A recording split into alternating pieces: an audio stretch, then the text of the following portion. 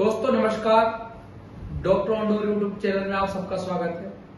आज हम बात करेंगे एक बहुत ही कॉमन फ्रैक्चर जो हमको ओपीडी में देखने को मिलता है और आप लोगों ने भी देखा होगा, आसपास आपको ऐसा फ्रैक्चर मिल जाएगा। तो आज बात करेंगे हम फ्रैक्चर कैल्केनियम। तो आपको बता देता हूं, जो एडी की जो हड्डी होती है उसको हम बोलते हैं कैल्केनियम। और यदि कोई भी व्यक्ति हाइट से, जैसे कोई चीज वो हाइट पे काम कर रहा है या किसी भी हाइट से वो गिर जाता है, तो उसके सबसे पहले उसकी एडी टिकती है, तो उसमें फ्रैक्चर होना बहुत ही कॉमन है।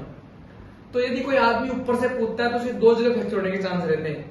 एक तो उसकी एडी में फ्रैक्चर हो जाएगा और दूसरा एडी टिकेगी, एडी के बाद में उसके फ्रैक्चर होता है स्पाइन में।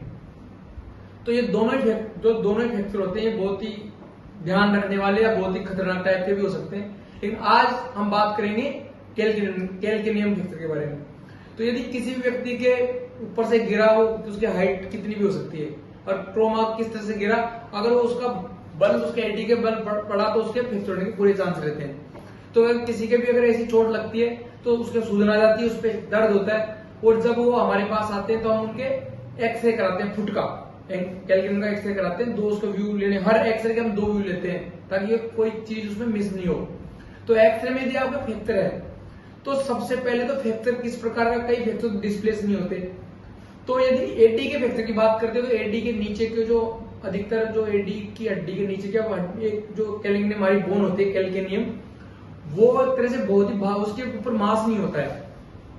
तो अधिकतर टाइम उसका हम कोशिश करते हैं कि उसको बिना ऑपरेशन के हम ठीक करें, क्योंकि यदि हम उसका ऑपरेशन करते हैं, मान लो अगर डिस्प्लेस होती तो उसको हम फिर प्लेट भी लगती है उसमें या रोड से भी उसको हम थोड़ा सा पास लाने की कोशिश करते हैं। और लेकिन अगर डिस्प्लेस नहीं है तो हम कोशिश करते हैं कि उसको बिना ऑपरेशन के ठीक किया जाए, ताकि उससे क्यों नहीं कर पाते ऑपरेशन के क्या नुकसान रहते हैं। यदि हम उसको ऑपरेट करते हैं तो ऑपरेशन का रिजल्ट में ज्यादा फर्क आता नहीं है, क्योंकि उसके ऊपर क्या मांस नहीं होता है, ब्लड सप्लाई कम होती है, तो वो कई बार प्लेट इन्फेक्ट हो जाती है, उसके ऊपर मांस नहीं होता तो कई बार वो बाहर भी आ जाती है, मतलब उसके कॉम्प्लिकेशन ज्यादा रहते हैं। तो उसमें हम क्या करते हैं, प्लास्टर लगाते हैं, और प्लास्टर में उसका प्लास्टर 1.5 महीने से 3 महीने तक का कई बार प्लास्टर हमको लगाना पड़ जाता है। तो प्लास्टर अगर किसी के फ्रैक्चर का हो जाता है कैल्केनियम का, तो जो भी डॉक्टर आपको सलाह दे रहा है उसको प्लास्टर लगाओ। पाँव को जिससे भी पाँव को टेकना नहीं है, पाँव को ऊंचा रखो। और इसमें क्या दिक्कत रहती है, आप जब भी हम ये फ्रैक्चर होता है तो सबसे पहले हमारा पाँव ही टिकता है। तो इसमें क्या होता है, पेशेंट को दर्द रहता है, कई बार ये दर्द 3-3, 4-4 महीने तक रह जाता है।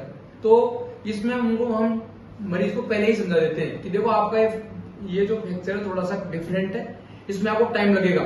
तो यदि ये फ्रैक्चर हो जाता है, आपको 2-3 महीने के बाद भी दर्द रहता है, तो आप उसमें भी आप एक तो पैर में शूज पहनो, अच्छे क्वालिटी के शूज पहनो, पैर को ऐसे नंगे पैर आप घूमो मत, और ध्यान रखो, तो तब जाके आपकी रिकवरी होगी।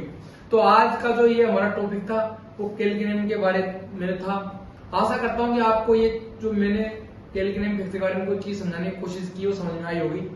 और यदि आपको और भी कोई ऐसी बीमारी ऑर्थोपेडिक्स के बारे में आपको जानकारी लेनी है, या इस फ्रैक्चर के बारे में भी यदि आपको कोई सलाह लेनी है, तो नीचे जो कमेंट बॉक्स है उसमें आप कमेंट कर सकते हैं।